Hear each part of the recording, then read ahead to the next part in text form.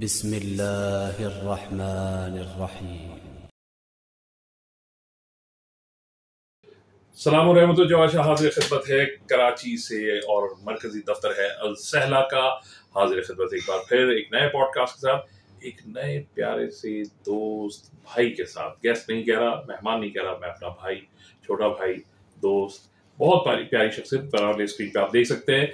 मैं खुशामदीद कहता हूँ डॉक्टर अवैस रब्बानी को अपने इस छोटे से कवरेज स्टूडियो में। खुशामदीद अवैस, सलाम व रहमत हो आप पर। वालेकुम अस्सलाम वरहमतुल्लाह। सलामती आप पर, आपके इस प्रोग्राम को देखने वाली आंखों के ऊपर और उन कानों के ऊपर जो जिक्र खैर के मुश्ताक रहते हैं। अरे क्या बात है, ज़बरदस्त। मुझे इतनी खुशी है कि इसका इजहार सच्ची बात है मैं कर नहीं पा रहा हूँ। मुझे आपकी मसरूफियत का अंदाज़ा है, मुझे आपके तमाम स्केड्यूल्स का अंदाज़ा है। हम 3 दिन से इन्हें तंग करते रहे और जाके हमने ट्रैक कर लिया। ये इनका बड़प्पन है कि इन्होंने उस मसरूफियत में से वक्त निकाला है। अवैस, आप सबका इंटरव्यू करते हैं और बहुत प्यारा, मैं बहुत मुतासिर हुआ था अवैस से। साल, 1.5 साल, 2 साल पहले मुलाकात हुई और बहुत कम लोग ऐसे हैं जो स्क्रीन पे आते हैं और दिल में घर कर लेते हैं। उनमें एक शख्सियत ये है। अवैस, शुरुआत से शुरू करें तो कहाँ से सिलसिला है, जर्नी कहाँ से शुरू हुआ है? वो शायर ने कहा कि मुझे हकीर ना समझे हवस के कारिंदे, मेरे मिजाज में अगर खुद सरी नहीं मिलती। मैं एक कतरा हूँ लेकिन वहाँ का खादिम हूँ, समंदरों को जहाँ नौकरी नहीं मिलती। क्या कह रहे भाई, वाह वाह, तो जबरदस्त। मेरे ख्याल है कि कादिर कुन फयकुन ने शुरू से ही ठीक है। एक सलाहियतों का मरकज रखा है इंसान को, और इंसानों में से मैं भी एक हूँ। अलबत्ता ये कि खुदा की नवाजिश में रहा हूँ हमेशा, और हुजूर सैयदना मोहम्मद व आले मोहम्मद की पनाह में रहा हूँ। और ये तरबियत और मोहब्बत और असातिज़ा का असर है, कुछ न कुछ बेहतर ही कर रहे होते हैं कभी न कभी। आगाज़ कराची शहर से ही है, इसी शहर की पैदाइश हूँ। बिल्कुल। अच्छा, स्कूल, कॉलेज, यूनिवर्सिटी? कॉलेज बहुत अच्छा रहा, मेरी कॉलेज की यादें। अच्छा, चूँकि तो वहीं से डिबेट्स और सिलसिला। वंडरफुल। कैडेट कॉलेज सांगड़, आपको पता है हॉस्टल लाइफ पिटारो सांगड़ के जो माहौल है उससे जो लोग आशना है, तो उसमें बड़ी कशिश होती है, बहुत अच्छी रूटीन मिल जाती है जो मैं आज भी उसको फॉलो करने की कोशिश करता हूँ। वक्त पे सो जाना, सुबह फजर के वक्त उठ जाना, और फिर एक टाइम रखना, अपना हर चीज़ प्लान रखना। कहते हैं when you are plan to fail, you are planning to fail. So खैर, मुझे बचपन भी वहाँ गुजरा, और फिर सिंध के मुख्तलिफ इलाकों में उठना बैठना रहा, आना जाना रहा। अच्छी यादें हैं। और फिर ये सफ़र भी तकरीर का, मुबाहिसों का कॉलेज से ही शुरू हुआ, 8वीं क्लास से, और नाकाम आगे चलता रहा। कितना फ़र्क आया, अभी हम उसी लेवल पे बात करते हैं। एज अवैस, डॉक्टर अवैस रब्बानी देखते हैं इस वक्त क्या सूरत हाल है स्कूल कॉलेजेस की? अभी हम यहाँ की बात करते हैं, क्या ये एक्टिविटीज़ उसी अंदाज में की जा रही है या शायद इस डिजिटल मीडिया के दौर में इसमें थोड़ा सा मान पड़ गया ये रंग? चीज़ें बदली हैं, और बदलाव इंसानी हैसियत में बहुत मस्बत होता है, ज़रूरत है। फितरत ने बनाया ही इंसान को ऐसा है कि वो हर दूसरे पहलू में, कदम में, सांस में, लम्हे में बदलता रहता है। जो लोग कहते हैं ना कभी बदलना नहीं, वो बहुत बड़ा फरेब दे रहे होते हैं एक दूसरे को। हाँ, पॉजिटिवली बदलना, मुस्बत चेंजेस लेकर आना अपने अंदर। और मेरे आसपास के माहौल में जो मैंने देखा है, बहुत बदलाव आया है। पहले, बल्कि हम तो आज ये मुख्तसर कह के खामोश हो जाते हैं कि एक ज़माना था कि ज़माना ही पत्थर का था, अब लोग पत्थर के होते हैं। अब सख्त मिजाज लोग हैं। मुझे आज भी याद है हमारे बचपन में नाना नानी, दादा दादी आया करते थे, कोई रस्म है, कोई रिवायत, कोई रिवाज है, कुछ लेकर आते थे कि उनसे मिलना, बैठना, सुनना, सीखना होता था। शब बारात में पटाखे लेके नाना नानी आया करते थे, जहाँ से भी वो रहते थे एक साथ।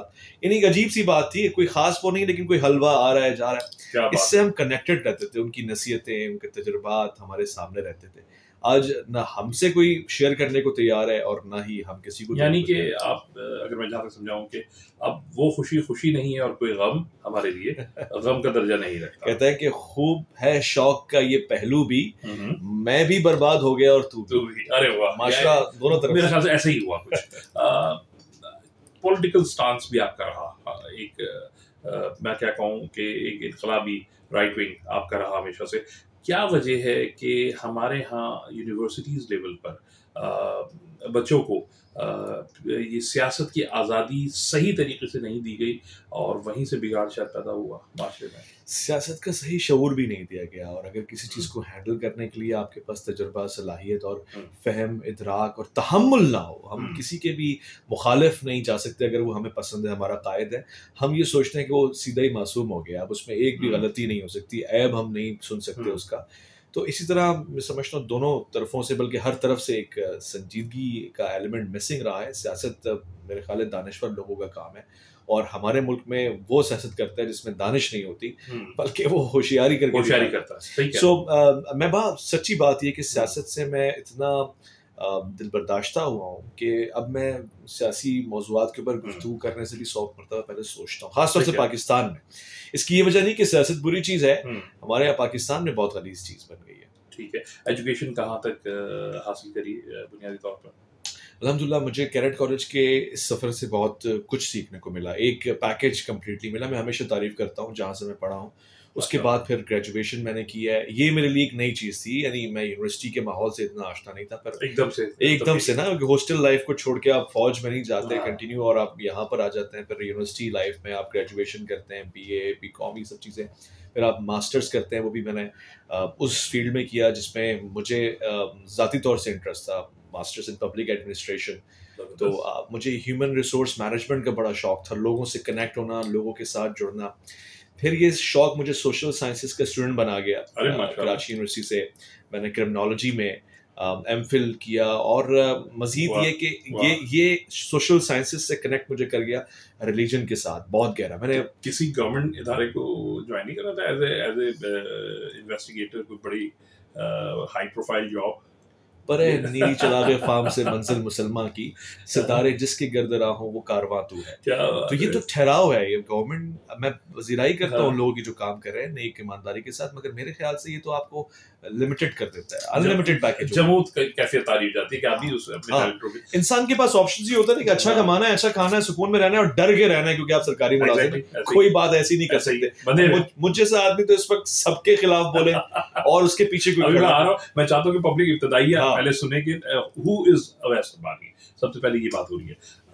बहन भाइयों की तादाद कितनी, इकलौते हैं या और लोग भी है, और उनका ओपिनियन क्या है अवैस के लिए? अब नाम हो गया या जब नाम नहीं था तब? नहीं, मुझे हमेशा से घर में सेलिब्रिटी प्रिविलेज मिला है। अच्छा, पता नहीं क्यों, इसलिए कि शायद मैं इकलौता हूँ। अच्छा, ना भाई ना बहन वैसे, और सगे में, और मुझे बचपन से ही ना मोहब्बत से पाला गया है। मुझे इस बात का एहसास है, चाहे साथी हो, चाहे वो पड़ोसी एक हमारे मास्टर साहब होते थे, वो मुझे सूरह फातिहा याद करवाते थे इतनी मोहब्बत और शफकत से कि आज भी मुझे अगर सूरह फातिहा में पढ़ता हूँ तो उनका चेहरा याद है, क्योंकि वो प्यार से पढ़ाया गया। और जहाँ मुझे सख्ती की जरूरत थी वहाँ मुझे सख्ती क्या रिलेशन रहा वालिद के साथ, वालिदा के साथ? अच्छा, बहुत अच्छा। मैंने यानी दीनी मामलात में वालिद वालिदा से बहुत कुछ सीखा है, और शुरू से मैच्योरिटी सीखी। ये रुझान कैसे बना? ये मतलब मजहब की तरफ होना चाहिए, लेकिन एक खास रुझान आपका इस तरफ मैंने देखा। बहुत और ये कहाँ से शुरू हुई कहानी की इस तरफ ज्यादा झुकाव होना शुरू हो गया? बहुत दिलचस्प सवाल है, और मैं समझता हूँ उसको अगर मैं एक्सप्लेन करूँ मैं कंक्लूड नहीं कर पाऊंगा, इतनी डीपनेस है इसके अंदर। किसने मुतासिर किया कि मैं ये पढ़ूं? बचपन में देखिए कितनी छोटी सी चीज बाज़-औक़ात बच्चों को कनेक्ट कर देती है। मैं आज भी सोचता हूँ, हमारा घर छोटा सा था, और उसमें अगर कोई चीज़ सबसे ज़्यादा चमकती थी ना, जो चीज़ मुझे अट्रैक्ट करती थी, जो चीज़ मुझे बार बार गौर करने पे मजबूर करती थी, मैं उसको घंटों बैठ के देखता था और सोचता था। घर के बाहर हमारे घर का नाम नहीं लिखा था, घर के मालिक का नाम नहीं लिखा था, मेरे वालिदैन का, मेरा किसी का नाम नहीं था, घर के अंदर भी कोई नाम नहीं था। एक कमरे में एक खूबसूरत सा नाम था, और पीले से रंग के एक पोस्ट कार्ड में लगा रहता था, और मैं बचपन से जब मैं सोच सकता हूँ मैं सोचता था कि ये फातिमा कौन है। वाह! और उस नाम से मैं कनेक्ट होता था कि यार ये कितनी बड़ी शख्सियत है। इस लेवल में मुझे समझ में आ रहा है कि इनका नाम का कोई बंदा हमारे घर में नहीं है, मगर इनका नाम लगा हुआ है। सलामत रहिए, सलामत। और फिर उस नाम में क्या कशिश थी मुझे नहीं मालूम, एक बच्चे को क्या पता होगा कि इसका मसलक क्या है। स्कूल जब मैं जाना शुरू हुआ तो मेरे दोस्त ने पहली मरतबा मुझसे सवाल किया कि आप शिया हैं या सुन्नी हैं। ये कोई तीसरी चौथी जमात होगी या पांचवी होगी, 5 क्लास में। मैं उस सवाल को ही नहीं समझ पाया कि ये क्या होता है, ये क्या सवाल है। मैं तो हमेशा मुसलमान ही सुनता आया हूँ अपने आप को। ये तो बड़ा आइडियल माहौल था घर का, जहाँ इस तफरके को पैदा ही नहीं किया गया। क्या बात है, जबरदस्त। घर आया तो मैंने ये सवाल अपनी वालिदा पेरेंट्स के आगे रखा कि मेरे दोस्त ने मुझसे पूछा है कि हम शिया हैं या सुन्नी हैं। तो उनको भी एक खटका हुआ कि ये सवाल पूछने वाले बच्चे हैं और एक हमारा बच्चा है जिसको ये पता भी नहीं कि क्या हो रहा है। तो वालिद ने एक अलग जवाब दिया, वालिदा ने अलग जवाब दिया। अच्छा। अब मैं ये बड़ा एक कोड वर्ड में गुफ्तगू कर रहा हूं। वालिद ने तो कहा कि भाई आप कहते हैं मुसलमान हैं और इन पैसों में कवर करने की कोशिश करी, ठीक है। वालिदा ने कहा कि भाई आप डंकी की चोट पे कहें कि हम सुन्नी हैं और ये भी कहें कि हमारे यहाँ सईदा फातिमा का नाम लिखा हुआ है और बड़ी खुशी से मोहब्बतों वाले, इश्क अहले बैत वाले सुन्नी। क्या बात। अच्छा, ये मेरा वो आज भी मुझे ये बातें इसलिए याद है कि आज मैं इन वाक़यात को होता देखता हूँ उलमा के सामने, तो मैं सोचता हूँ हमारा वो बचपन के ज़माने कितने तहामुल वाला था कि मैं क्या हूँ इसकी परवाह सामने वाले को है, मगर सामने वाले का क्या मसला है कि इससे हमारे घर वालों का कोई ताल्लुक नहीं। ये बहुत बड़ी टेम्परमेंट की बात। मैं सुन के बड़ा ताज्जुब मुझे भी हो रहा है और हकीकत यही है जो बयान कर रहे हैं आप, वो बिल्कुल ऐसा ही है। वहां से फिर ये बस फिर घर में एक खिड़की थी, उस खिड़की के साथ बैठ के जैसे जैसे शऊर आया, खिड़की के उस पार को टेलीविजन समझ के और इस पार खुद को एक स्कॉलर समझ के, रिसर्चर समझ के कुरान की जो आयत समझ में आ जाती थी उसकी तफसीर बयान करना होता था ऑटोमेटिकली, और खुद ही से 5-6 साल की बात। बिल्कुल सही है, बिल्कुल सही। और पता नहीं क्या शायद टीवी में हम लोगों को ऐसे देखते थे, मुझे याद नहीं है, लेकिन मुझे बड़ा मजा आता था। मैं और गौर होता सा नहीं करता था कि इस आयत की ये माने, अल्लाह को अल्लाह क्यों कहते हैं, मारफा नकरा क्या होता है, इलाह और अलिफ लाम लगना, ये बातें उस लेवल की मुझे सलामत है यार, सलामत है, बहुत खूब। वैसे मैं तो डूबता जा रहा हूँ, खैर मैं देखने वालों का तो वो नहीं हूँ मुझे, लेकिन मैं बड़ा डूबता जा रहा हूँ। वैसे अपनी अंदर एक कशिश रखते हैं। अब वैसे ये जो मसलकी इख्तलाफात, तकलीफ हुई जब बड़े हुए और देखा इनको इस्तेमाल किया गया हमारे इस मुल्क खुदा पाकिस्तान में, दोनों तरफ इस्तेमाल हुआ। ये क्यों था, क्या था, क्या इसका कोई वजह थी या इसका कोई हल है या नहीं है? वो बच्चा जिसको इस्लाम से बहुत मोहब्बत रही है और होनी भी चाहिए, उसने ज़ाहिर इस्लाम के नुमाइंदगान से दिल लगाया, मौलवी कारी साहिबान, सही हमारे यहाँ नहीं था ना ये मसला, सही। तो आप देखें किस तरह से वो दिल बर्दाश्ता भी होगा।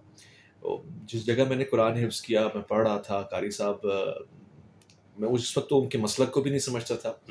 जब वो घर पढ़ाने आते थे, हमारे घर के दरवाजे पर लिखा होता था कि वो एक मशहूर से 2 लाइनों के शेर होते हैं, आपने देखा स्टिकर लगे होते थे, तो इस तरह का एक प्यारा सा शेर लगा हुआ था।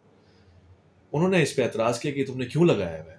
अच्छा, मैं तो खुशी से उनको दिखा रहा था कि ठीक है, ठीक, कि भाई ये देखें कितना मजहबी चीज लगी हुई है, मजहबी आदमी खुश हो जाएगा। उन्होंने कहा शिर्क और बिदअत और गुनाह और ये हराम। अब ये मेरे लिए फर्स्ट टाइम ऐसा था कि मैं बड़ा ये काउंटर हुआ पहला। ये भी होता है, नहीं मजहबी आदमी मजहब की चीज से नाराज होता है। कोई डांसर आता, कोई सेलिब्रिटी, कोई पब्लिक फिगर, कॉमेडियन आता तो कहता है यार इसको छोड़ो। आप एक मदह की चीज जो खालिसतन इस्लाम से उसे दिखा रहे हैं और वहां वो कह रहा है कि ये क्यों है, ये सब तुम्हारा करम है आका कि बात अब तक बनी हुई, इस पे एतराज लगा होता है। बिल्कुल सही कह रहे हैं, ये ऐसे ही मैंने कहा यार इसका मतलब है ये नहीं लगाना। बहरहाल ये कुछ ऐसे एक्सपीरियंसेस हुए जिससे मजहब से प्यार करने वाला मजहबी लोगों से घबरा गया। ये भी फेस आया। अच्छा, ये होता है, ये बहुत बिल्कुल ट्रू है, वेरी ट्रू, बहुत दिल की बात है अगर मैं कह सकूं। यानी मैंने फिर उसके बाद अल्लाह ने मुझे सोहबत दी उलमा कराम की, ज़्यादा टेलीविजन के प्रोग्राम और ये सारे। मैं वहीं आ रहा था कि ये घर की खिड़की से टेलीविजन स्क्रीन तक का सफर कैसे हुआ, ये इत्तेफाक कैसे हुआ? ये इत्तेफाक, अच्छा मैं फिर से कहूँगा कि खुदा महदुल्लाह शरीफ का बड़ा करम है और पाकों का बड़ा करम है, सरकार का बड़ा करम है। मैं वो वाहिद आदमी हूँ जिसने कभी किसी टीवी पे अप्लाई नहीं किया आज तक की तारीख में। अच्छा, कहीं सीवी नहीं भेजी कि मुझे जॉब पे रख लें, या मैंने दस्तक नहीं दी कि आपकी कोई रिक्वायरमेंट है तो मैं हाजिर हो जाऊं या मुझे फला, बल्कि कोई खुदा ही रास्ता बनाने वाला है। स्पीच कॉम्पिटिशन्स में मैं बढ़ चढ़ के हिस्सा लेता था। कोई एक तकरीर वायरल हुई, फिर एक्सप्रेस पे वायरल हुई, फिर एयरवे पे वायरल हुई, तो मुझसे पाकिस्तान के बड़े चैनल्स ने रब्ता किया। अच्छा। पीटीवी से मैंने 2015 में स्टार्ट किया और जाहिर है मैं स्टार्ट हुई 2015 पीटीवी से एज अ होस्ट। अच्छा। वरना 2011 में मैं एक्सप्रेस पे स्पीचेस कर चुका था कायदे आज़म के हवाले से, बड़ी मारूफ और प्रॉपर्ली 2015 में as a host Pakistan Speaks का प्रोग्राम किया पाकिस्तान टेलीविजन के ऊपर, और मैंने देखा कि मुझ में क्या गलतियां हैं और भारत उनको मैं पसंद आया। कराची सेंटर से ही था, कराची सेंटर बहुत अच्छा प्रोग्राम। कैसा लगा एकदम से बड़ी स्क्रीन पे अपने आप को देख रहे हैं, घर घर में देखा जा रहा है वैसे पानी, बहुत अच्छा लगा। आप टीवी का दौर था हमारा दौर, और आज शायद टीवी का दौर डाउनफॉल की तरफ जा रहा है, वाकई सोशल मीडिया का दौर है। उस वक्त हम सोचते थे कि टीवी पे आना एक बहुत उस वक्त मजहबी प्रोग्राम था वो या सोशल इश्यूज के ऊपर प्रोग्राम था, यानी नेशनल प्रोग्राम था, पाकिस्तान के हवाले से था, और उसमें बड़े अदीब और मुफक्किर हजरात बैठे हुए थे जिनकी मैंने मेज़बानी की। तो उन्होंने उस उम्र में मेरी उर्दू की तारीफ की, बल्कि मुझे बहुत अच्छी लगता है। मैं दिल से कह रहा हूँ, मुझे याद पड़ गया लहजा आपका लहन बहुत अच्छा है, लहजा बड़ा प्यारा है, और selection the stock of words is very very beautiful, बहुत मजा आता है। एक बहुत ही अजीम इंसान थे, उर्दू तारीख में उनका बड़ा नाम है, आज हमारे दरमियान मौजूद नहीं है। उन्होंने मुझे बुला के कहा कि मियाँ वो करे बात तो हर लफ्ज़ से खुशबू आए, ऐसी बोली वही बोले जिसे उर्दू आए। तो आप उर्दू पे जचते हैं, उर्दू आप पे जचती है। बहुत अच्छे, पर नहीं खुश शक्ल भी है, स्क्रीन पे आना चाहिए उन लोगों को जिनके चेहरे अच्छे हैं और इल्म रखते हैं। अच्छा, आमिर लियाकत हमें एक ऐसा नाम मिला जिसने प्राइवेट चैनल्स को एक डायरेक्शन दी, और एक नया सिलसिला शुरू हुआ कि उलमा इकराम जो हैं दो मसलक के बिठाए जाएं और उनसे सवालात किए जाएं।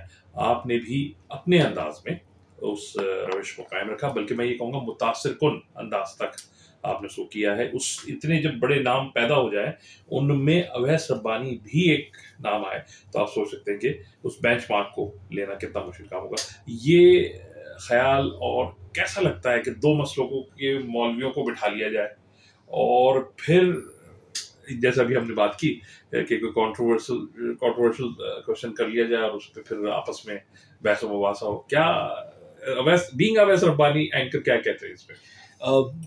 वाकई ये खुदा का फजल है, और जिन शख्सियत का आपने नाम लिया, मरहूम, कभी भी मेरे फेवरेट ही नहीं रहे। अब अजीब बात बता रहा हूँ कि लोग शायद उनको ज़माने में पसंद करते थे, मैं उस ज़माने से उनको नापसंद करता था। यार क्या कर रहे हैं यार। और बहरहाल आज जितना वो मुझे नापसंद थे उतनी मुझे उनसे मोहब्बत है आज। सही। इसलिए कि आज मैं उनके जूतों में पाँव रख रहा हूँ ना, तो मुझे समझ में आ रहा है कि कितना मुश्किल है मौलवियों को साथ बिठाना, और वो भी मुख्तलिफ मकातब फिक्र के। अच्छा, इसमें एक ज़मीनी सवाल है कि क्या क्राइटेरिया होता है? चलिए मैं कहता हूँ कि अवैस कल का यस अगले हफ्ते के 3 एपिसोड्स को ड्राफ्ट कर रहे हैं, दोनों मसलक के मौलवी उलमा हज़रात को बुलाया जाएगा। क्राइटेरिया क्या है? किस अंदाज में बुलाया जाता है? क्या पर्सनल इंटरेस्ट होता है, इल्मियत होती है, या पॉपुलैरिटी होती है, क्या है? मुख्तसर अगर मैं वाज़ेह कर सकूँ, देखिए, एक तो ये है कि मेरी किसी मसलक के आलिम से बहुत अच्छी बातचीत है, मैं उसका इकराम करता हूँ, एहतराम करता हूँ, उसके इल्म की कदर करता हूँ। तो सामने वाला मसलक का आदमी समझेगा कि जी मैं उस मसलक का इसलिए कदर करता हूँ। देखिए, इल्म और है, मसलक और है। इल्म तो आज आप दुनिया के बड़े बड़े प्रोफेसर्स हैं जो शायद न्यूटन किस मसलक और मजहब का होगा, आइंस्टाइन किस मसलक और मजहब का होगा, नॉलेज इंफॉर्मेशन की बात हो रही है। तो यहाँ पर एक मसला ये आता है कि आप उनकी तरफ झुकाव रखते हैं तो आप उनसे ज़्यादा कनेक्टेड हैं और हमसे नहीं है। मेरी कोशिश होती है कि बराबर की इज्जत हो, तवाज़ो हो, अदल हो।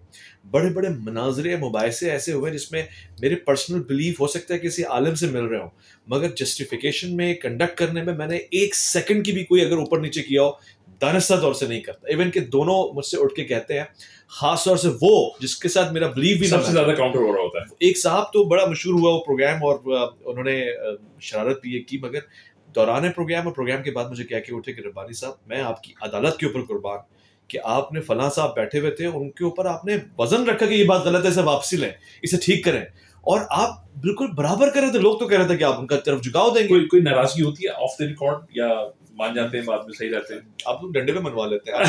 अब मामला तो और है, पहले जरा सा एहतराम में और झुक के रहते थे। अब अगर कोई बदतमीजी करता है और कोई ऐसी हरकत करता है जो नाकाबिले बर्दाश्त, हाँ सही, अब नाम है और तो उनको जरा सा आंखें दिखा देते हैं और सबक भी सिखा देते हैं। अच्छा, बीइंग अवैस रब्बानी, कभी ये एक रिग्रेट आया कि यार इनको नहीं बुलाना चाहिए था, ये गलती कर गया? ऐसे लोग हैं, वो ऐसे लोग हैं, मगर फिर मैं सोचता हूँ कि अगर किसी को फायदा पहुंचा इल्मी तौर से तो फिर वो मेरी जिम्मेदारी थी। कुछ ऐसे उलमा है, आपने क्या जबरदस्त सवाल किया, मैंने सोचा नहीं था कि ऐसे सवाल कोई पूछेगा। कमाल मेजबानी है, लेकिन ये जेन्युइन सवाल है। कुछ ऐसे दोस्त हैं जिनको शायद कोई जानता भी नहीं था, मुझे ये नहीं कह रहा कि मेरे प्लेटफॉर्म से जाना उनको, मगर उनको अल्लाह नहीं, मैं बरबला कहूँगा, आपका जो सोशल मीडिया प्रोग्राम है उसने तबाही मचाई इस अंदाज में कि उसने क्रिएट किया लोगों को। मेरा पॉडकास्ट जो आप यहाँ देख रहे हैं, ये मैं एडमिट करता हूँ, ये ऑन द रिकॉर्ड कह रहा हूँ, मैंने अवैस रब्बानी को देखकर शुरू किया है। और इन जिस इदारे में ये करते हैं प्रोग्राम, उनके मालिकान से हमारी बात हुई तो उन्होंने कहा आप खुद क्यों नहीं करते, आप भी अच्छा करते। तो मैंने कहा यार मैं बहुत अच्छा कर रहा है, कर लेंगे, आप भी गई शायद। तो मैं इनके ही नक्शे कदम पे चल रहा हूँ, ये मैं कोई इसमें दो राय और कोई ऐसी बात नहीं है, या आपकी रहनुमाई है। तो ऐसा होता है कि कुछ लोग ऐसे आ जाते हैं जिनसे उलझन होती है दौरान प्रोग्राम, तो क्या रिएक्शन होता है, मतलब उस वक्त करना भी है, भुगतना भी है? मैं ये सोच के वो कर देता हूँ प्रोग्राम कि ये मैं प्रोग्राम अपने लिए नहीं कर रहा, जिनके लिए कर रहा हूँ ना वो राजी रहे।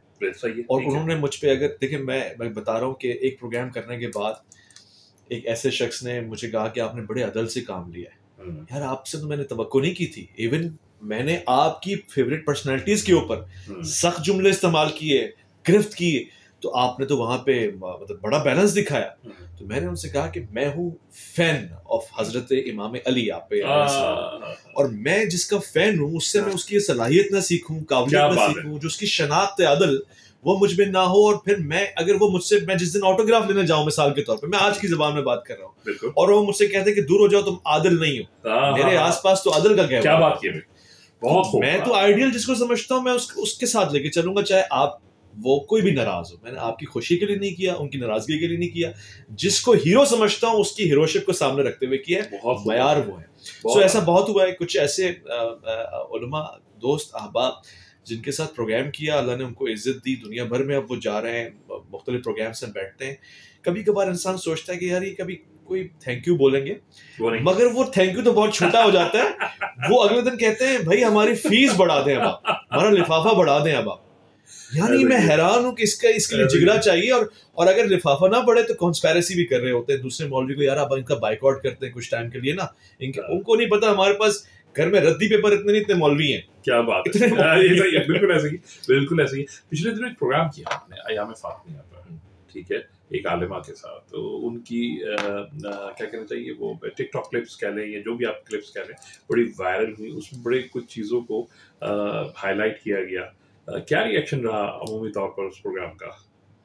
हाँ, बड़ा नाजुक मरहला है अयाम फातिमा, अहले तशियों के लिए भी अहले सुन्नत के लिए भी, दोनों तरफ ये हमेशा से बड़ा ही सेंसिटिव एक टॉपिक रहा। आदी हो गए, नाजुक मरहले से गुजरते आगे निकल गए, अब पता भी नहीं चलता। अच्छा। और आज आपके प्रोग्राम में कह रहा हूँ, शायद ये किसी दिन क्लिप चलेगा। कुछ लोग होते हैं जिनके साथ मौत हादसे पे आती है, कुछ लोग प्लान करके शहादत की जिंदगी जी रहे होते हैं, तो उनको आखिरी अंजाम भी वही मिलता है। तो हम अपनी जिंदगी को डेडिकेट करके जी रहे हैं, हमें इन चीजों की परवाह नहीं। अलबत्ता जो अवामी रिएक्शन होता है ना, वो हमेशा एक जैसा नहीं होता। बाज़ तो इतने जुनूनी और जज़्बाती लोग बैठे होते हैं। मैंने कुछ कमेंट्स देखे जिसमें, अच्छा मैं कमेंट्स पढ़ लेता हूँ इसलिए कि कोई अच्छी बात मिल जाएगी, आइडिया भी हो जाता है कि क्या इस वक्त। एक साहब ऐसे बेशुमार लोग होंगे जो ये कहते हैं भाई ये देखिए ये हमारे मसलक का दुश्मन है इसलिए सवाल उठा रहा है। मेरा दिल कहता है कोई भी मसलक हो, कोई भी मसलक हो, उनको मैं समझाऊं कि अगर तुम हक पर हो ना तो सवाल उठाने वाले के शुक्रगुजार बनो, वाह, क्योंकि वो तुम्हारे हक को वाजे कर रहा है। और अगर तुम बातिल हो फिर तो सवाल बनता ही बनता है। बिल्कुल सही, मेरा राइट है, मैं सहाफी हूँ, आप अपने अंदर हौसला पैदा करें। मैं अगर आपको काटूं, बैन लगा दूं, उसके बाद में बोलूं कि खबरदार अगर तुमने बात की मैं ये बर्दाश्त नहीं कर सकता, ये कुछ ज्यादा है। मैं आपके सवाल पूछ के पीछे हो जाऊंगा, आपने जवाब देना है। इल्मी तरीका यही है, इल्मी तरीका यही है, उससे सवाल किया जाए। वक्त लगेगा आते आते, ये तमाम मकातब फिक्र में कुछ लोग करो ताकि पहचाने जाओ। तो सवाल के लिए ही। और फिर धमकियों के सिलसिले शुरू होते हैं, नाराज हो जाते हैं। एक साहब, ये क्या कल्चर हो गया है हमारे यहाँ, अदम बर्दाश्त का, ये जहालत है, शिद्दत के साथ जहालत। अच्छा मजे की बात बताऊं, इस बात से एक बात याद है, किसी ने बाज़ हमारे यहाँ मुतशद्दिद तंजीमें भी होती है ना, किसी ने ग्रुप में चला दिया कि इसको जरा प्रेशराइज करें, ये कुछ लोगों को सपोर्ट कर रहा है, इस तरह की बात। हालांकि खुदा जानता है कि हमारा ऐसा कोई इरादा था, है ना, हो सकता है, क्योंकि एक बैलेंस ही हमारी पहचान है। अच्छा वो जब व्हाट्सएप ग्रुप में चला तो हजारे उन्होंने नंबर भी लेके किसी चला दिया। अब ताना बन गया कॉल्स और मैसेजेस का। अच्छा क्या हो सकता है, ज्यादा ज्यादा मैसेज जो आ रहे हैं, मैंने एक दफा कॉल उठा ली, मैंने कहा क्या बात है, कहने लगे वो आप वही जो प्रोग्राम करते हैं। मैंने कहा, कहते हैं आप एक फिल्म बना रहे हैं और उस फिल्म के ऊपर जो है ना ये कुछ शिया सुन्नी चीजें हैं और ये हैं वो हैं। मैंने कहा व्हाट्सएप ग्रुप में वापसी जाएं, उनसे मालूमात पूरी लें। आपने फिल्म वाला पोस्टर और था, उन्होंने दो एक साथ चला दिए व्हाट्सएप ग्रुप में। वो दूसरी फिल्म समझ गए, वो आपने मिक्स कर दिया। सही है, सही है। फिर उनको मेरी आवाज सुनाई थी, अच्छा आप वही है ना जो प्रोग्राम वो वाला करते हैं। मैंने कहा मुझे प्रोग्राम में कब बुलाएंगे। वो मौलवी साहब जो अपना धंधा लगा के बैठ गए, अब उनको मुझे ब्लॉक करना पड़ा। तो कुछ अल्लाह का बड़ा शुक्र है जहाँ मुतशद्दीन तबका है वहाँ मुतहम्मिलीन भी हैं और ऐसे प्यारे। एक सब्जेक्ट उठाया ना आपने, हाँ, खतरनाक सा, एक तनाज़ा बन गया था इंजीनियर वाला, कहाँ तक गया, क्या हुआ, क्यों उसमें इतनी शिद्दत आ गई थी, वजह क्या बनी? हम पहुंचे इस मुद्दे को उठा के कि जैसे मैं एक्सपेक्ट करता हूँ, और एक ज़माने तक बेशुमार मौलवियों की तरह मैं उनको भी पसंद करता था कि यार ये मौलवी नहीं है, बड़ा सॉलिड आदमी है, जिगरे वाला आदमी, एक आदमी बैठ के सबको चैलेंज कर रहा है और चीज़ें दिखा रहा है और वो डंके की चोट पे कर रहा है, तो मुझे उसको सपोर्ट करना चाहिए इन सेंस कि मैं सामने वाली पार्टी से कोई आदमी आस्थाने पे और सब जगह, हाँ, उनके साथ कई मतलब, तो मुझे लगा कि अगर वो सच है तो वो दुनिया में एक्सपोज होगा और दुनिया उसकी सच्चाई को समझेगी, उसकी लिमिटनेस जो है वो हट जाएगी, अनलिमिटेड हो जाएगा। मसाइल ये थे कि वो कहीं नहीं जा सकते, तो मैं उनके पास दोस्तों को ले आया, मगर वो जिस वक्त मैं उनके पास पहुंचा तो वो एक खास जगह है, वहां चले गए, और वो जगह ज़ाहिर वो मशहूर है, उसके लिए पासपोर्ट भी नहीं चाहिए होता, तो भाड़ शायद कोई इलाका है, वो वहां पहुंच गए। क्या मैंने बड़ा तलाश किया उनको, उसके बाद वो वहीं पर है, क्या कहते, मेरे लिए वो वहीं पर है, वहां से आ नहीं रहे वो। मैंने भी सोचते कि उसके बाद वो बैठे ही नहीं, कभी नहीं बैठे, और वो कभी भी नहीं बैठेंगे, यानी मुतमईन हो गए जाती तौर पे। अच्छा, मैं उनका वेलविशर था, दावत वो कर रहे थे कि मैं तैयार हूँ और मैं बैठूंगा। उसके बाद से मैंने भी उनको उन्हीं मौलवियों की लिस्ट में डाल दिया जिनके लिए कुरान कहता है कि जुबान से जो कहते हो ना वो करा भी करो अमल में, फकत स्क्रीन के सामने और कैमरे के सामने आसान काम है, आसान काम, रियल लाइफ में प्रैक्टिकली यार हम अपनी लाइफ को रिस्क में लेके अपने एक्सपेंसेस करके आपके लिए दुनिया को बेदार करके आप ट्रैवल करके गए और वहां तक बहुत मैंने देखी वीडियोस देखे, किस किस्म के माहौल नहीं खड़े किए रास्ते में, क्या क्या स्ट्रेटजीज हमने नहीं अपनाई। एक मैं आज राज की बात बताता हूँ आपको, चूंकि जो कनेक्टेड लोग हैं आज उनको राज मैंने कभी बताया नहीं, ये वाला ये आपको बता रहा हूँ कि 26 नवंबर थी, 26 नवंबर को हमें वहां जाना था और ये वादा हो चुका था कि हमें जाना है। तो हुआ ये कि वो हमें फॉलो कर रहे थे, दुनिया में प्रोग्राम्स कर रहे होते हैं, वो सारी उनकी टीम बैठ के हमारे चैनल को देख रही थी कि ये आएगा कि नहीं आएगा। कई मरतबा धमकियां भी दी, कॉल्स भी दी कि भाई आने की जरूरत नहीं है, ठीक है। अच्छा, हमने 25 को ये वीडियो डाली कि हम फ्लाइट पकड़ रहे हैं और आ रहे हैं। ये सुनते ही उन्होंने सारी मूवमेंट बिठा दी जो उनके ताल्लुकात है उस शहर के आसपास, वो सारी पुलिस सिक्योरिटी सब आगे के पिंडी से और आसपास से कोई अंदर ना आ सके। ये 26 की सुबह को सारा जितना भी जो उनका अमला है वो बॉर्डर पे था शहर की, कि बाहर से अंदर नहीं आएंगे, टाइम 9 बजे का है। हम भी थोड़ा शरारती हैं, हम रात को ही आ गए थे, जल्दी पहुंच गए थे, ठीक, हम उसी रात को आ गए थे, अपनी वीडियो तरह गैप से डाली है, सही अंदर ही पहुंचे हुए। तो वो जो कह रहे थे ना कि बुजुर्गों की करामात नहीं होती, वो हैरान थे कि सुबह 8 बजे की एक वीडियो आई है कि हम पिंडी से निकल रहे हैं और 8:45 बजे ये जेलम पहुंचे हुए, ये कौन सी करामत है? ये करामत जहन की थी जो रात हम पहले आ गए थे और उनकी घर के पीछे ही हम रह रहे थे, यहाँ तक कि उनके साथ बस मुलाकात ही नहीं हुई, बाकी महसूस हमने पूरा किया और उन्होंने भी हमें पूरा किया। सही है, ठीक है, जबरदस्त। ये रिवील किया गया सर जी, आज सच जो था ये था, और उम्मीद है, मैं इस उम्मीद के साथ हूँ कि इंजीनियर साहब जो हैं यकीनन बहुत जल्द वैसे राब्ते में रहते हैं। व्हाट्सएप पे वीडियो जो हमारे थोड़ा सा खिलाफ होती है ना वो हमें भेजते हैं कि हम इस पर रिएक्शन देंगे, और फिर हम उनको बदले में सिर्फ यही कहते हैं वो 26 नवंबर यानी याद दिलाते हैं कि हुजूर उनमें और आप में फर्क नहीं है, लेकिन बाद में कहते हैं कि किसी की कोई अच्छाई हो तो उसको भी टंकी की चोट पे बताना चाहिए, उनके अंदर कुछ अच्छाइयाँ भी हैं, ठीक है।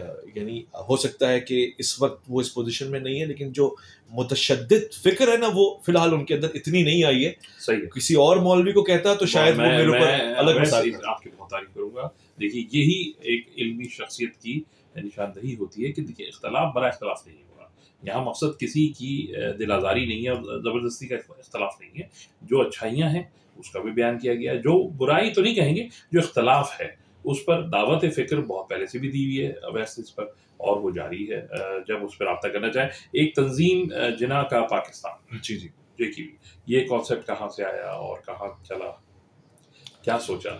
जी, ये मेरे दिल की आरजू रही हमेशा कि इस पाकिस्तान को मैं अदल इंसाफ और उसूल और क़वानीन का पाकिस्तान बनता हुआ देखूं, जो जिन्ना साहब का ख्वाब था। हम आज सोचते हैं कि ये इतने मुख्तलिफ मिजाज के लोग, कौम, ज़ुबान, इलाकों के ऊपर बटे हुए लोग एक साथ कैसे हो सकते हैं। आज हम तसव्वुर करते क्या हो भी सकते हैं, मगर एक शख्स ने इनको जोड़ा और वाकई जोड़ा। हिंदुस्तान से लोग चलते हुए, जानों के नजराने पेश करते हुए यहाँ पर आ गए। मैं चाहता हूँ वो करिश्मा दोबारा आ जाए, वो नजरिया, वो विजन दोबारा आ जाए। मुझसे एक बहुत ज़बरदस्त मीटिंग थी कोयटा में और उसमें बड़े बड़े लोग मौजूद थे। पूछा कि जी हमारी नेशनल आइडेंटिटी क्राइसिस का मसला आ गया, आगे हम सर्वाइव कैसे करेंगे, किस बुनियाद पे करेंगे, इस्लाम के ऊपर करेंगे? नहीं जी, बहुत से नॉन मुस्लिम्स यहाँ रहते हैं और फिर इस्लाम ही सबसे बड़ा तनाज़ा है। माज़रत के साथ जिस तरह डिवाइड किया गया कि तेरा वो मसला है, मेरा वो मसला है, तो फिर तो यूनिटी नहीं आ सकती, आ ही नहीं सकती है। किसका इस्लाम नाफिज करेंगे?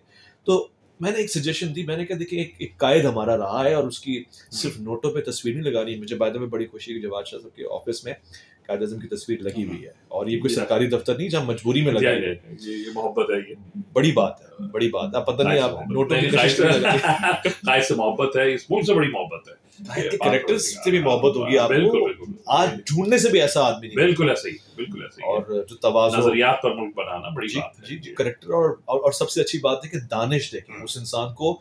यूनाइटेड इंडिया की गवर्नर जनरल की, प्राइम मिनिस्टर की यानी ऑफर हुई कि आप बन जाए करने, और जवाब में कहा कि चालाक बुढ़ा, यानी हमें माइनॉरिटी बना के कितने दिन हुकूमत चलेगी, वही आप अदम एतमाद लेकर आएंगे, फारिग कर देंगे।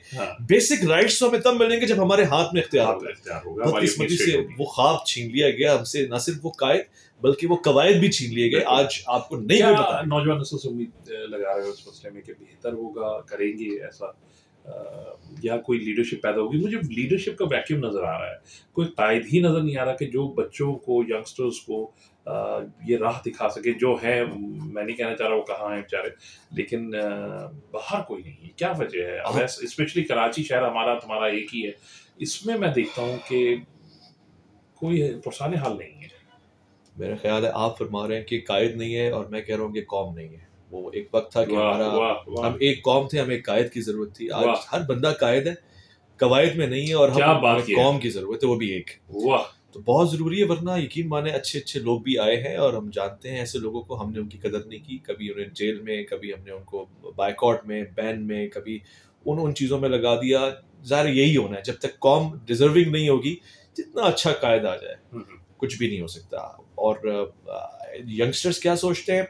सच्ची बात है कि यंगस्टर्स आप बहुत कनेक्टेड रहते हैं यूथ के साथ। बहुत ज्यादा रहता हूँ। और इस वक्त अगर 10 यंगस्टर्स की मैं बात करूँ, में से 9 ये सोच रहे हैं कि बाहर कब जाना है और कैसे। बिल्कुल ऐसे ही, मेरे पास लातादाद लोग ही लाइन लगी है। बट मैं ना मायूस नहीं हूँ, मैं उस कायद का मानने वाला हूँ और उसका सिपाही हूँ जो बाहर जाके मुल्क का तसव्वुर लेके मेहनत करके ज़ात के ऊपर वापसी पाकिस्तान आया। मुझे यकीन है कि जो बाहर जाने वाले हैं वो ऐसे पलट के भी आएंगे और किसी ना किसी तरह पाकिस्तान में कंट्रीब्यूट करेंगे। हो सकता है वो पाकिस्तान में रह के उतना ना कर पा रहे हो। सही बात बहुत अच्छी करें। बीइंग अ सुन्नी घराना, मैं जिस बात को यहाँ रोता आया कि भाई अहले सुन्नत जाओ ज़ियारतों पर, इराक ईरान, अहले तशियों जाओ कसरत के साथ उम्रे पर, दोनों तरफ से थोड़ी सा खिंचाव है। आपने एक जर्नी स्टार्ट करी इन मकामात मुक़द्दसा की, जिसमें आपने इराक़ को बाकायदा कवर किया, फिर आपने अरबईन वहाँ किया। क्या बीइंग अवैस रब्बानी, क्या महसूसात है दरे बूतराब पर या सईद शुहदा के दर पर? क्या फील किया, क्या तब्दीली महसूस करते हैं? जब मैं उस दर के ऊपर पहुँचा तो ख़ासतौर से नजफ़ में मुझे नहीं पता था कि सही मानों में बूतराब किसे कहते हैं। बहुत सारी डेफिनेशंस उलमा से सुन चुका था, मगर बूतराब किसे कहते हैं इसे सही मानों में मैंने तब जाना जब मैं दरे बूतराब पे पहुंचा और मेरी तुराब ने, मेरी मिट्टी ने गवाही दी कि मैं इन्हीं के कदमों की कहीं ना कहीं खाक हूँ। किसी ना किसी ज़माने में इन्हीं के कदमों में रहा हूँ। मेरे अजदाद या असलाफ में से कोई ना कोई ज़रूर ऐसा है जिसने आपके पाँव के कदमों को चूमा होगा। तो आज मैं वापसी इस दर पे इस खाक को चूमने के लिए, कि वो गवाही यौम अलस्त वाली कहीं ना कहीं है। कहा था मैंने भी लब्बैक इस्तिगासे पर, वो अलग बात है कि सुल्बों में कर रहा था। तो वाकई एक तो ये बात है, और मैं ये नहीं कहता कि मैं वहां तक पहुंचा हूं, उन्होंने मुझे यहाँ तक बुलाया है। क्या बात है। तो चुनने वाले वो हैं, हम तो नौकर लोग हैं। लगा एक्सपीरियंस कैसा मुख्तलिफ है? क्या लोग, दुनिया जहान का एक्सपीरियंस एक तरफ है, वो एक तरफ और जन्नत जिसे आप तसव्वुर ही कर सकते हैं अगर आप वाकई छूना चाहते हैं, उसके अंदर जाना चाहते हैं। आपने वॉक करी पूरी, मैं वहीं था इराक में ही, मुलाकात नहीं हो पाई, लेकिन आपकी मैं देख रहा था सोशल मीडिया पे कि आप कंप्लीट वॉक कर रहे थे और आपके साथ कुछ लोग दोस्त भी थे। मौलवी मेरे ख्याल से फजल हमदर्द साहब भी आपके साथ ट्रैवल कर रहे थे। उसमें क्या था वो रास्ते का सफ़र, वज़ादारी, वहाँ करबला पहुँचना, मैं अपने दोस्तों को ये कह के लेके जाता हूँ, अगर कभी जाना होता है कि आप वहाँ चलें, वहाँ सैयदना इमाम अली मकाम हुसैन, आप पे हमारा सलाम हो, उनसे मुलाकात होगी। तो अगर कोई मुझे पलट के कहता है कि यार वहाँ शियों का हुजूम होगा, यही बड़ा मुझे अफसोस है सबका। तो मैं उनसे कहता हूँ दोनों कि का है। मिसाल के तौर पे, मिसाल ले लेते हैं, फ़र्ज़ कर लेते हैं कि आपके वालिद मोहतरम गैर लोगों में हो, तो क्या आप वालिद से रिश्ता तोड़ देंगे? वाह वाह वाह वाह वाह। आप उनके पास जाना छोड़ देंगे? मैं गैर मान लेता हूँ। हाँ, सही है, सही क्या है। आप उनको उनसे हाज़िरी नहीं लगाएंगे, उनकी कदम बोसी नहीं करेंगे? अरे आप तो पहले जाएंगे कि भाई गैरों के अंदर मेरा वालिद है, मैं पहले जाके खड़ा होकर ड्यूटियां दूंगा। जो वो कर रहे हैं वो आप करेंगे, उनको हटा के करेंगे या उनके साथ मिलके करेंगे? आप तो उनके साथ बायकॉट करने वाली सूरत हाल में आ गए। खुदारा ऐसा ना करें। मुझे बड़ी खुशी है, मैं इस मुल्क में मौजूद उन उलमा को सलामी अक़ीदत पेश करता हूँ जिन्होंने मुझसे राब्ता किया इस साल भी, और अगले साल जाने के लिए मुझे अभी से नाम लिखवाया हुआ है कि रब्बानी मैं देख रहा हूँ, और उनमें बड़ी तादाद उलमाए देवबंद की है। यानी आप देखें जो मज़ारात पे नहीं जाते, माशाअल्लाह माशाअल्लाह, और सलफी वहाबी हजरात हैं। देखिए कितना बदलाव आया, आप एक कदम तो उठाएं। और आपने चूंकि अगर बात की ना, मैं आपको आवाम के सामने, क्योंकि आप एक बहुत बड़ा ट्रैवल इदारा चलाते हैं और मयारी जिसकी फीडबैक बहुत अच्छे आते हैं, अब मैं इसका वजन बार आप पे डालूंगा कि मैं उम्रे पे लेके जा रहा हूँ, मक्का मदीना लेके जा रहा हूँ, और उसमें आपका किरदार बड़ा जरूरी है। आपकी तरफ से कम 2 उलमा तो जाए। नहीं होगा, बिल्कुल मैं हाजिर हूँ। मैं ये ऑन रिकॉर्ड कह रहा हूँ, मेरी जहाँ जहाँ ज़रूरत है, अवैस रब्बानी जहाँ हुक्म करेंगे बता हाजिर है और कमिटेड है। आप जब करना चाहें बस हुक्म कीजिएगा। और ये सुनते आए कि सैयदों के पास से कोई खाली हाथ नहीं जाता, नहीं, तो ये मैंने ज़मनन बात कही और आपने देख ली इस बात। नहीं, हाजिर है, इसमें कोई वो दो राय नहीं है, बल्कि नेक काम है और नेक अमल है। और आपके साथ ये तबलीग होगी, वायरल होगी जब चीज़ें, तो ये अच्छी तरफ एक कदम होता है। मैं हाजिर हूँ सर, मैं इसके लिए नहीं, मैं आगे आप भी हाजिर हूँ आपके साथ आपके नेक अमल में। नौजवान नस्ल को क्या कहना चाहेंगे अगर वो मास मीडिया कम्युनिकेशंस को ज्वाइन करना चाहते हैं या एंकर बनना चाहते हैं, क्या पैगाम देंगे अवैस रब्बानी उनको? तू रहनवर्द शौक है, मंजिल न कर कबूल, लैला भी हम नशी हो तो महमिल न कर कबूल। ये सुबह अज़ल मुझसे कहा जिब्राइल ने, जो अक्ल का गुलाम हो वो दिल ना कर कबूल। तो अगर आपने एक चीज को अपना प्रोफेशन, पैशन आपका बोल रहा है कि यही होना है, तो खुदा की कसम 1 रुपया कीमत ना मिले, उजरत ना मिले, धक्के मिले, समझ लें कि यही मंजिल छुपी हुई है, कोयले की कान में हीरा छुपा हुआ है। तो लोग अक्सर घबरा जाते हैं, मगर एक बात मैं कहूँ कि मजहबी एंकर सोच समझ के बनना भाई इस मुल्क में कम से कम जो है ये। और आज के तवज्जुह से कह रहा हूँ, आज 8-9 साल हो गए उलमा के साथ बैठते हुए। मजहब को जितना मैंने गौर से छलांगे मार के, डुबकियां मार के पढ़ा जाना, और उलमा की सोहबत में बैठा हूँ, खुशकिस्मत भी हूँ। और बैत वक्त वहां पर ये कहना चाहता हूँ कि अगर कोई नादान दोस्त होता तो अब तक मुल्हिद हो चुका होता इन लोगों के रवैयों से। बिल्कुल ऐसा ही है, ये हकीकत कोई बयान नहीं करता। हाँ, अब तक को कहता कि भाई मैं ऐसे हैं तो मैं जानता ही नहीं, मानता ही नहीं। अगर सरकारा ने अहले बैत ना होते ना, तो मुझ जैसा आदमी बहुत दूर जाके पड़ा होता, बाउंड्री से बाहर पड़ा होता। ये तो उनकी शख्सियत ने खींच के रखा है कि ये दीन है असल, और इस दीन के साए में चले, जोड़ने वाला दीन, क्या आके बांटने वाला। सुभान अल्लाह। मैं अपनी तरफ से, अपने इदारे की तरफ से डॉक्टर अवैस रब्बानी का शुक्रगुजार हूँ, और इस उम्मीद के साथ कि जब जब इन्हें मौका लगे और मुझे मौका लगेगा, हम दोनों फिर से मिल बैठेंगे और इस तरह की अच्छी अच्छी बातें दोबारा करते रहेंगे, और आपसे फिर मुलाकात ज़रूर होती रहेगी। आमद का बहुत बहुत शुक्रिया अवैस। इंशाअल्लाह अगले हफ्ते एक नए मेहमान के साथ फिर हाजिर खिदमत होंगे। इजाज़त दीजिए।